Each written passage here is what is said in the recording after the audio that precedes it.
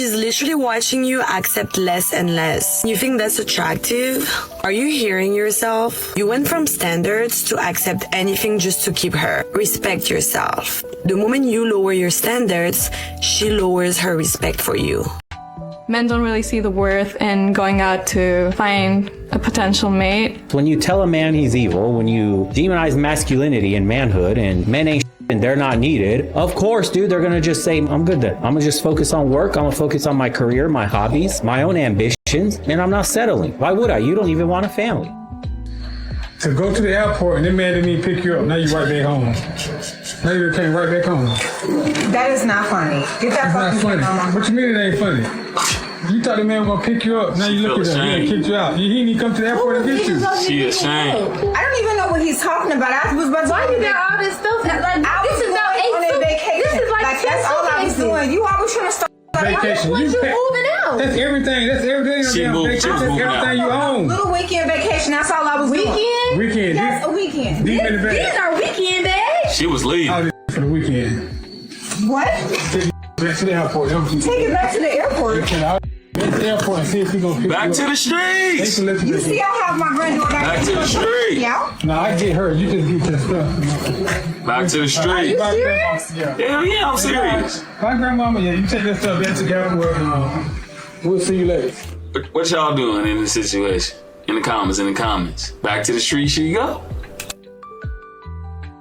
If a man stops arguing, pay close attention. If a man stops arguing or stops trying to explain his side of the story, make no mistake, that is not submission. That is not him finally agreeing with you. Is a man who has decided you are no longer worth the energy of a conflict.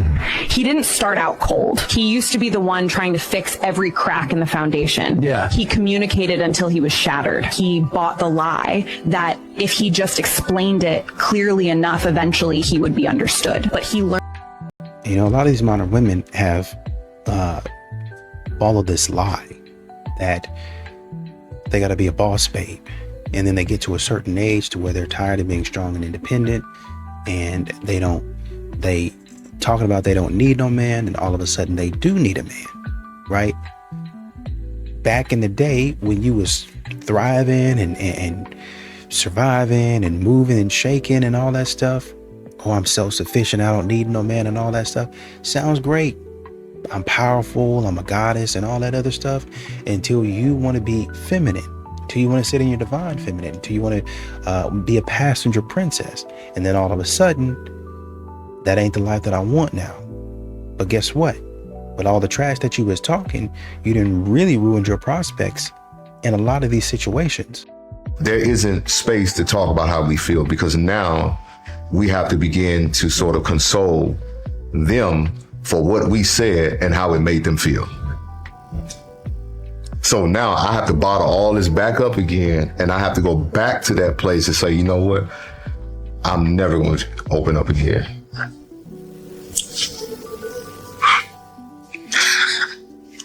It's funny, you know. It's funny, but it's not funny in a way. But, you know, just looking at it and just understanding the whole circle of it. It's like, I tell you how I feel. You hear how I feel. You neglect how I feel. Now I got to cater to you because how I feel makes you feel a certain way. So now I got to cater to you. So now my feelings are back, you know, put back in the, Man, the amount of married men that I counsel, I'm talking about brothers who love their wives. Don't trust them. My brothers, let's just heal.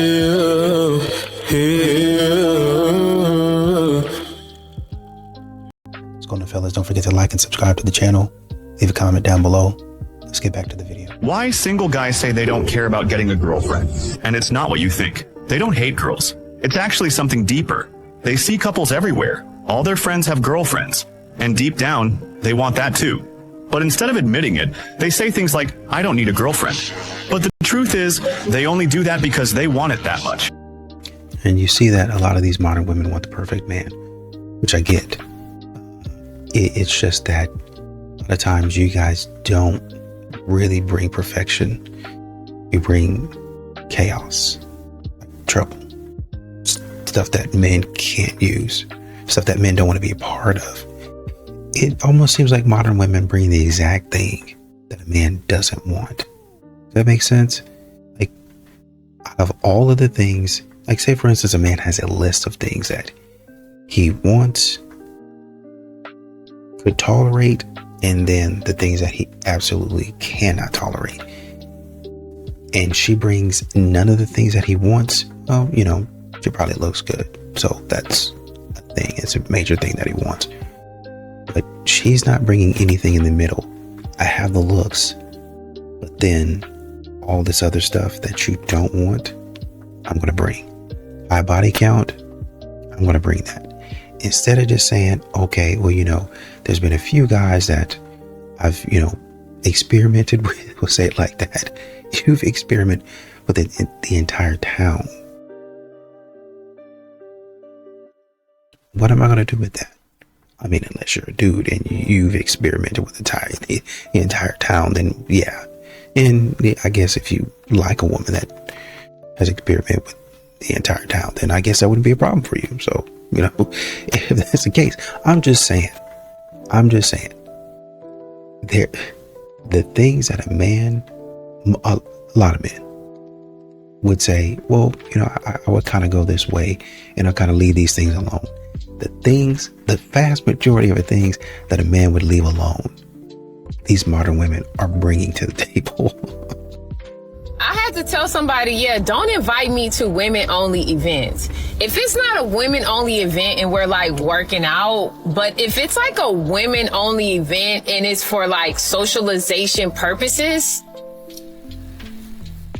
don't invite me there. It's enough women everywhere I go. God, it's nothing but women in the office. I don't want to be sitting around a bunch of women politicking. I don't know how y'all do it. I ain't gonna lie, I've done it because people invited me to them, and I'm always, most of the time, uncomfortable. Like, I do not care. I do not need that type of what is it called? I guess encouragement, camaraderie, bonding, the sisterhood of it all. I'm sorry. I don't need that, okay? If you're inviting me out and we are socializing, there better be men there. Okay? I do not want to go to women-only events if we're not exercising. Because if we're exercising, I'm in my zone. I'm focused. That's cool. Yay, sis. You feel what I'm saying? Anything else? Don't do it. I don't want to go. I made a list of 5 things I think every woman should do on a first date in 2026. Number 1, when you guys figure out your date and time, you meet there, don't go in the restaurant or coffee place first. If he doesn't meet you somewhere near your car and walk up with you, no second date. Number 2, try to grab the restaurant door or coffee door in front of him first. If he doesn't stop you and grab it for you, open the door for you, no second date. Number 3, wait for him to order. Try to see if he orders first. If he doesn't say, no thanks to ladies first, no second date. Number 4, offer to pay your half. If you went to dinner, offer to pay your half or at least what you got. If he doesn't insist on paying the full thing, no second date. And number 5, if you guys had a good time, you go outside, maybe give him a hug outside the door or say your goodbyes right outside the door of the establishment. If he doesn't offer to walk you to your car, no second date. Don't settle.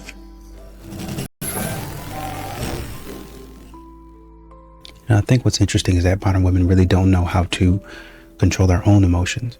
They really don't know how to regulate their own emotions. They want and they ask for things that they don't even know how to do, right? So I want a man who's vulnerable, a man who's emotionally available. I'm sick and tired of these men not opening up. It's okay to cry. Boys actually do cry and all that other nonsense. But then when a man does actually open up, all of a sudden it's, oh, well, I really don't know if I can respect him anymore. I really don't know if I see him the same way. I really don't know if I see him the same way. It's just a whole bunch of stupidity is what it is. You're asking for something Then when somebody gives you what you're asking for, well, I didn't really mean like that. No, you did mean like that. Because that's how the books portrayed it. That's what the books were saying that you were reading. That's what the TV shows were saying or portraying. That's what they're showing. And when somebody gives it to you in real life, and when you're in the moment, then all of a sudden, I don't know if this is exactly what I'm looking for. I don't know if this is for me. But you still have videos out there, and then you get back on there the very next day talking about this is what I want. This might be an unpopular opinion, but I'm willing on this hill. I believe that men should be the initiators and the pursuers in the beginning of a relationship. I believe that men are supposed to be leaders. They are the hunters, and they need to step into that role, into that masculinity, and they need to pursue us. I'm not pursuing a man. I'm not chasing a man. I went to a vigorous back and forth with my ex-sister-in-law about this because she wanted to try to set me up with one of her coworkers, and so she gave him my number.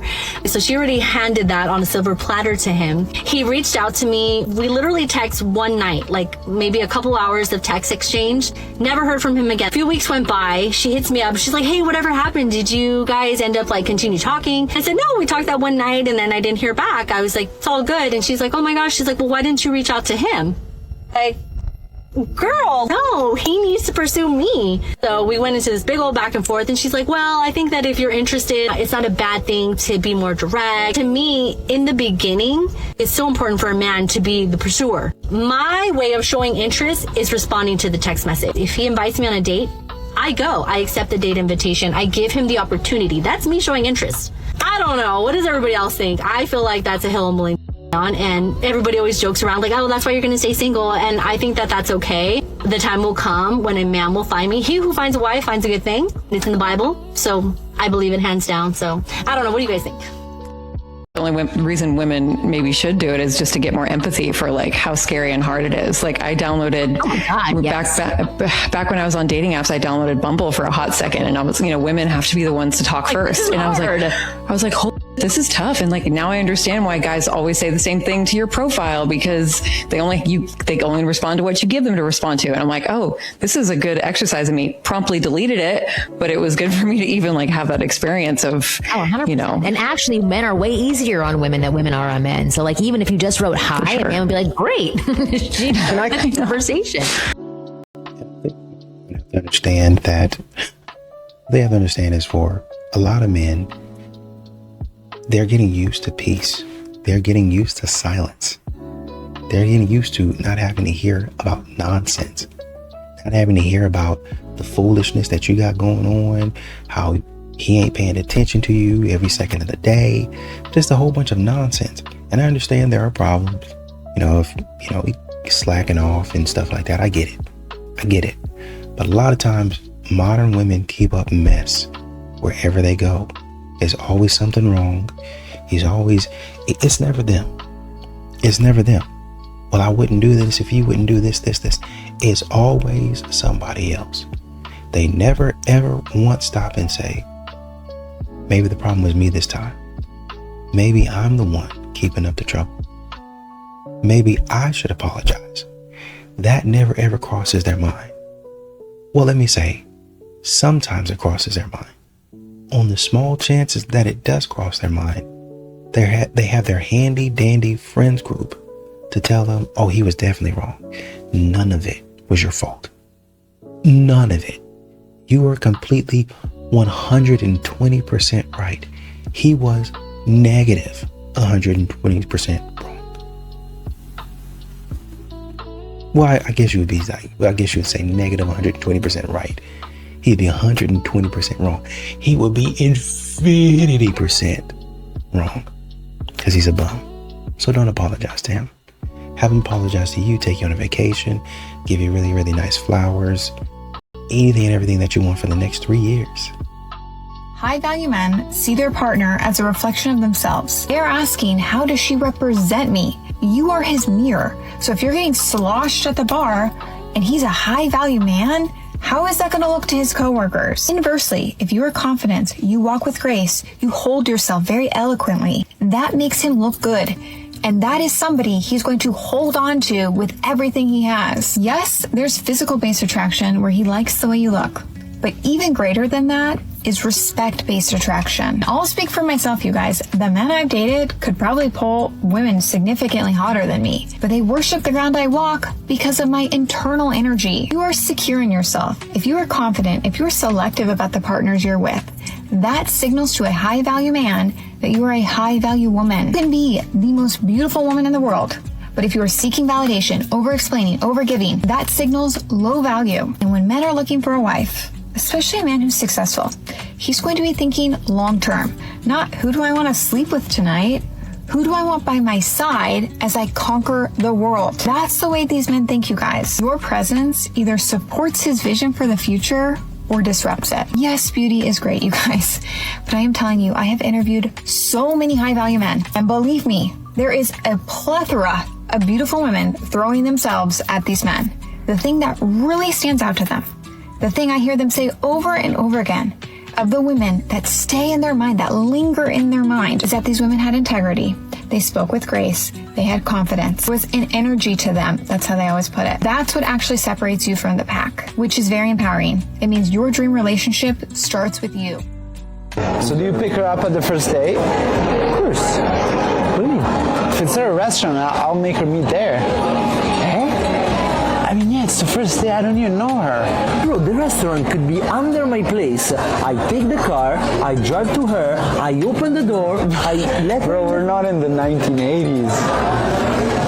It's galantery, bro, you are the man. Gallantry? Galantery. Gallantry. Gallantry, whatever. She can Uber, she can taxi, Lyft, she can do whatever she wants. It's the first date. What are you talking about? On the first date you let her Uber? Of course, I don't even have to pay. Listen. I don't even have to pay for it. Listen. The only reason why she Uber is because it's with me. You both take the Uber, you go with her at her place, and you have to be sure she closed the door of her place. Once she closed the door, done, you're free. You need to protect the woman. That's your role. We are made for that. We are men. Bro, we're not at war. What do you mean? It's she'll be fine. It's not safe. I don't even have to pay for it. You have the arms, the short arms, and the deep pocket. Come on. It's true. The first day, I don't even know if I like her or not. Pay anything, bro. We're gonna walk home tonight. No, dai, Fabio. You're not coming on my car. You making me Uber? Fabio. Bye. And you know, a lot of these modern women, they try to gaslight men and basically tell men, oh, you don't know what you're talking about. I would never do this. But really, men understand the game.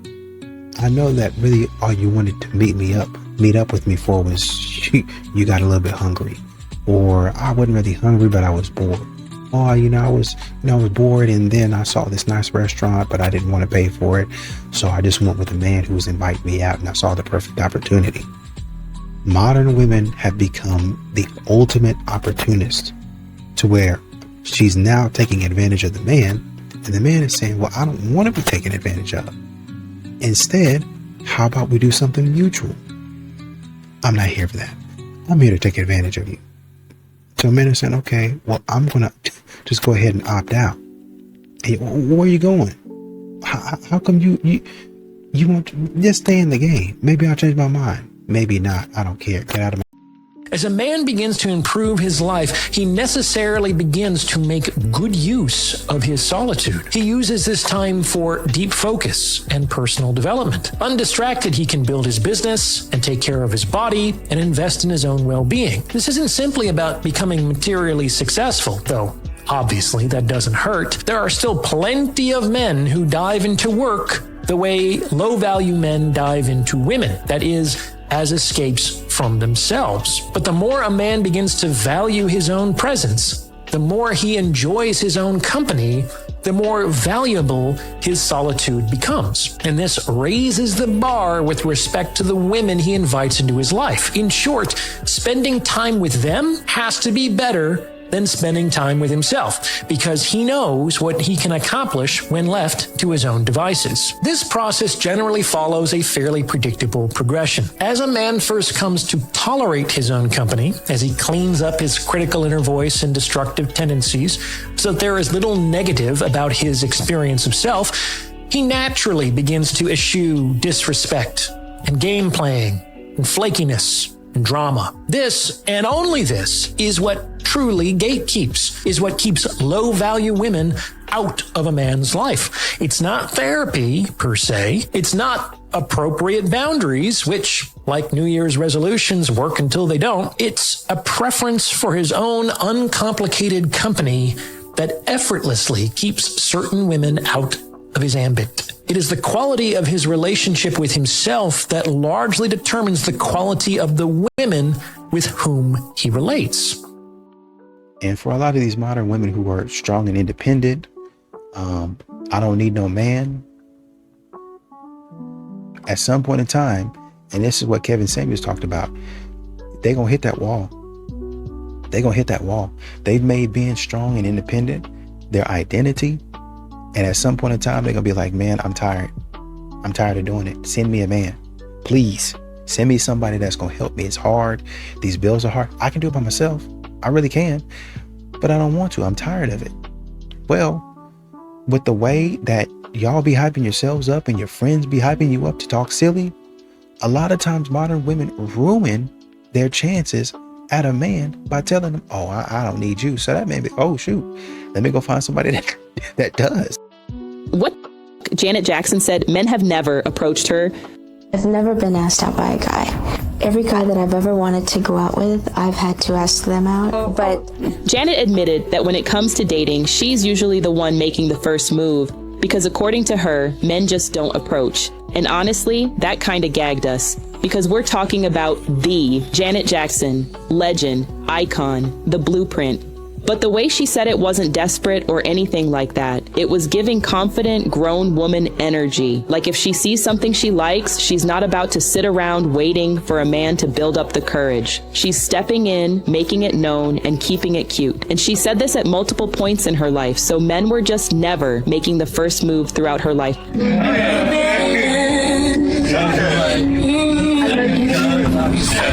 Women of today can totally relate because a lot of men these days are either scared of rejection, unsure how to approach, or just relying on social media and vibes instead of real life conversation. So a select group of women take the Janet approach. Sometimes if you want it, you gotta go get it. Lead man. Great, and I'll be leading. Yeah, we can do a movie. We can do something, man. I'd like that. I think it can work. I'd really I don't know like what that. it is. Well, I got a big butt. Well, It's great. Why is she gonna ask a sister to tuck her butt? You know what I'm saying? Get over it. Yo, anyway, I want to ask you about That's the Way Love Goes. I thought that was a very smart. It was jazzy. It was. You also have to look at another issue where you have a lot of guys out here are hearing, I deserve a man who does X, Y, and Z. The problem with that is that a lot of women, man, they can barely figure out who they are. You know, their life is not really together. They know, kind of what they want because they see it on TV, but they're not really where they need to be honest. And we can go from, well, this is where I want to be, because there's a lot of people that want to be here, a lot of different places, but we're just talking about where you need to be in order to get a man that you're wanting, or that honestly and truly, once again, that you need. A lot of modern women are not there. You're not even halfway there.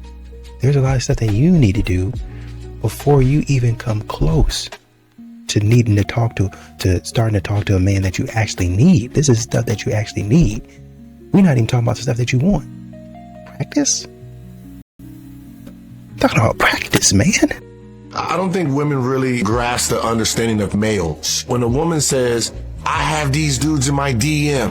Yeah, you have a bunch of me's in your DM. And the personality of a man is, if you have a man, I'm going to keep throwing him a rock. I want to be number 2. I don't want to be number 1. Because the fact you're giving me attention lets me know you're looking at this bait. I'd rather be a number 2. We already know what number 1. Number 1, you're the dude that you complain about to number 2. You're going to complain about me to him. He knows about me. I don't know about him. You're giving him all the fun part of you. I'm dealing with the bull. You're getting all the cootie cat and that. Wow, no, that's what I want. I want the non-headache. of you. So number twos always love to just sit back and hey, yeah, I get to enjoy. Yep, those are the DMs. Everybody want to be number two in the DM. They don't want the responsibility of what you bring in. But women don't understand this. Why would I ever want to be number one after being number two? I know what you're capable of. I hear your complaints. You know what I mean? If you want this dude on the side as a woman, you ignore him and say, I can't with you until I'm single, but I'm going to respect my man, even though I don't like this dude right here. I can't talk to you until I'm done with him. A dude will want you more because of that. If I can get you while you're with a man, I don't want you. What you're seeing a lot of these modern women do is use what they think they've learned. Some of these women are not even going to therapy. They're just listening to what they've heard online, and who's ever describing whatever they're describing online, they're saying, oh, that sounds like my situation. And so they're going back and trying to diagnose whoever they're arguing with. It's almost like something psychologically or mentally to where when you hear something, you repeat it the very next time. Like, well, honestly and truly, that's kind of how music works. So, with music, you're going to hear something and you're going to repeat it. And that's why they try to make even some of these tunes and stuff like that don't make a lick of sense. It's got a catchy beat. That's why they're trying to put it toward a catchy beat, because you remember the beat and you start singing the song. And that song that you didn't like, you'll start singing again and you'll listen to it again. And then somebody would be like, I thought you said that you didn't like that song. I don't, but I don't know what it is about it. The beat is catchy. And so I listen to it. And they're, getting money because you're still listening to their song and they're playing it, but originally thought it was a dumb song. That's essentially what this is. They continue to hear this sort of thing, and it's like music over and over again. And so next time they say it to you and they apply it to you, instead of taking accountability, instead of saying, no, this is my fault, they try to diagnose you mid-argument, even though it's something that they're doing, right? When a man says, I'm looking for consistency, I'm looking for respect, you don't text me back, you don't text me at all, you don't treat me like or reciprocate anything from me, I'm looking for somebody that likes me like I like them. Oh, well, that's narcissistic behavior, that's somebody that's conceited. They'll say that type of stuff to get you off of their trail. They'll try to use something that they heard somewhere else, don't even know what it's talking about, don't really even understand it, to try to apply it to you and be dead